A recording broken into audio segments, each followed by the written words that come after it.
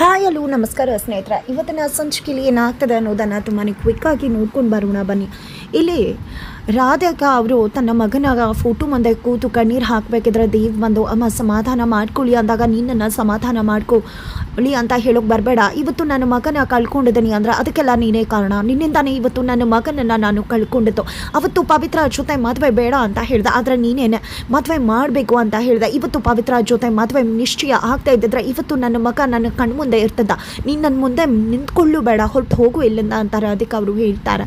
ಏನು ಮಾತಾಡ್ತಿದ್ಯಾ ರಾಧಿಕಾ ನೀನು? ಪಾಪ ಅವನು ಕೂಡ ತಮ್ಮನ್ನು ಕಳ್ಕೊಂಡಿದ್ದಾನಲ್ವ ಅಂತ ಮಾವ ಹೇಳಿದಕ್ಕೆ, ಇಲ್ಲ ಮಾವ, ನಿನ್ನೆ ನನ್ನ ಮಗ ತಿಲಕ್ ಮಾತ್ರ ಸತ್ತಿದ್ದಲ್ಲ, ನನ್ನ ಇಬ್ಬರು ಮಕ್ಕಳು ಕೂಡ ನಿನ್ನೆ ಸತ್ತು ಹೋದ್ರು ಅಂತ ಹೇಳಿ ರಾಧಿಕಾ ಹೇಳ್ತಿದ್ದಾಗೆ ದೇವ್ ಕುಸಿದು ಹೋಗ್ತಾರೆ.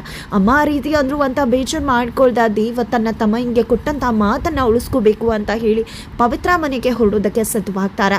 ಅಲ್ಲಿ ಪವಿತ್ರ ಎಚ್ಚರ ಆಗ್ತಿದ್ದಾಗೆ ತನ್ನ ತಿಲಕ್ನನ್ನ ನೋಡಬೇಕು ಅನ್ಕೊಂಡಾಗ ಎಲ್ಲ ಶಾಸ್ತ್ರ ಮುಗ್ದು ಹೋಗಿದೆ, ಅಂತ್ಯ ಸಂಸ್ಕಾರ ಆಗೋಗಿದೆ ಅಂತ ಗೊತ್ತಾಗಿದೆ ತಡ ಹುಚ್ಚಿ ಅಂತ ಆಗಿದ್ದಾಳೆ ಇಲ್ಲಿ ಪವಿತ್ರ. ಅದರ ನಡುವೆ ದೇವ್ ಕೂಡ ಮನೆಗೆ ಬರ್ತಾರೆ. ಮನೆಗೆ ಬಂದದ್ದ ಇಲ್ಲಿ ಕುಸಿದು ಕೂತದಾಳೆ ಪವಿತ್ರ. ನನ್ನ ತಮ್ಮಯ್ಯ ಮಾಡಬೇಕಾಗಿರೋ ಕೆಲಸವನ್ನು ಇನ್ನು ಮುಂದೆ ನಾನು ಮಾಡ್ತೀನಿ, ದಯವಿಟ್ಟು ಅವಕಾಶ ಮಾಡಿಕೊಡಿ, ಇನ್ನು ಮುಂದೆ ನಿಮ್ಮೆಲ್ಲರ ಜವಾಬ್ದಾರಿ ನಂದು ಅಂತ ಹೇಳಿದಾಗ ಇಲ್ಲಿ ಪವಿತ್ರ ರುಚಿಗೆದ್ದದ. ಯಾಕೆ ಇಲ್ಲಿಗೆ ಬಂದಿದ್ಯಾ ನೀನು? ಯಾರು ನಿನ್ನ ಬರೋಕೆ ಹೇಳಿದ್ದು? ಸ್ವಂತ ತಮ್ಮನನ್ನೇ ಸಾಯಿಸಿದವನು ನೀನು. ನಿನ್ನಂಥವನು ನನ್ನ ಮನೆಗೆ ಕಾಲಿಡಬಾರ್ದು. ನೀನೊಬ್ಬ ರಾಕ್ಷಸ. ಯಾವುದೇ ಕಾರಣಕ್ಕೂ ನಿನ್ನ ನೆರಳು ಕೂಡ ಇಲ್ಲಕ್ಕೆ ತಾಕಬಾರ್ದು. ನನ್ನ ತಿಲಕ್ನನ್ನೇ, ನನ್ನ ಸೀನಿಯರ್ನನ್ನೇ ಸಾಯಿಸ್ಬಿಟ್ಟೆ ನೀನು ಅಂತ ಹೇಳಿ ಕುತ್ತಿಗೆ ಪಟ್ಟಿ ಹಿಡಿದು ದೇವ್ನನ್ನ ಪ್ರಶ್ನೆ ಮಾಡ್ತಿದ್ದಾಳೆ.